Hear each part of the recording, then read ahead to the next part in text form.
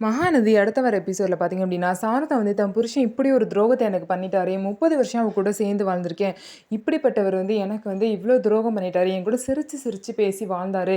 அவர் சொன்னதெல்லாம் நான் நம்பினேன். ஆனா எனக்கு இப்படி ஒரு துரோகத்தை பண்ணிட்டாரு அப்படின்னு சொல்லிட்டு பார்த்தீங்கன்னா, இதுக்கப்புறம் நான் யாருக்காக வாழணும்? எதுக்காக வாழணும்? அப்படின்னு சொல்லிட்டு சாரதா பார்த்தீங்க அப்படின்னா, தூக்கு போட வந்து கதவை சாத்திட்டு உள்ளே போயிட்டாங்க.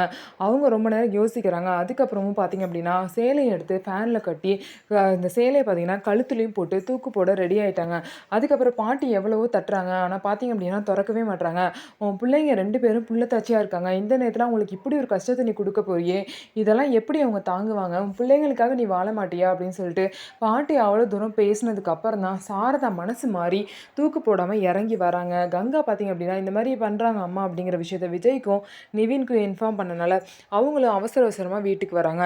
விஜய் வந்ததுக்கப்புறம் பார்த்தீங்க அப்படின்னா, எதுக்காக இப்படிலாம் பண்றீங்க? அப்படின்னு சொல்லிட்டு தனியா கூப்பிட்டு சாரதா கிட்ட பேசுவாங்க. இந்த மாரி நீங்க என்ன தப்பு பண்ணீங்க? நீங்க சாகுற அளவுக்கு உங்க மேல என்ன தப்பு இருக்கு? உங்கள ஏமாத்துனாரு அவரு. அவரு போயிட்டாரு. இதுக்கப்புறம் நீங்க வந்து உங்களோட குழந்தைங்களுக்காக வாழணும். அப்படி இருக்கும்போது நீங்க போய் தூக்கு போட்டுக்கலாமா? அப்படின்னு சொல்லிட்டு அவ்வளோ விஷயத்த சாரதாக்கு விஜய் வந்து புரிய வைக்கிறாரு. அவ்வளோ தூரம் பேசினதுக்கு அப்புறம் தான் சாரதா எல்லார்கிட்டயும் வந்து, ஆமா நான் எதுக்கு சாகணும்? இவ்வளோ நாள் புரியாம இருந்தேன். இப்பதான் என் மேல என்ன தப்பு இருக்கு? நான் என்ன தப்பு செஞ்சேன்? தப்பு செஞ்சது அவரு. அவருக்காக நான் எதுக்கு நான் சாகணும்? அப்படின்னு சொல்லிட்டு நான் இனிமே என் பிள்ளைங்களுக்காக வாழுவேன்னு சொல்லிட்டு மனசு மாரி சாரதா பார்த்தீங்க அப்படின்னா, சந்தோஷமா என் பிள்ளைங்க இருக்காங்க. என் பிள்ளைங்களுக்காக நான் வாழ்வேன்னு சொல்றாங்க. ஸோ இதுக்கப்புறம் நல்லபடியா அந்த ஃபேமிலி இருக்குமா? அந்த ஃபேமிலிக்கு இனிமேயாவது எந்த பிரச்சனையும் வராம இருக்குமான்னு சொல்லிட்டு வெயிட் பண்ணி பார்க்கலாம். நம்ம வீடியோ உங்களுக்கு பிடிச்சிருந்தா, நம்ம வீடியோவ லைக் பண்ணிக்கோங்க. மறக்காம நம்மளோட சேனல சப்ஸ்கிரைப் பண்ணிட்டு பாருங்க.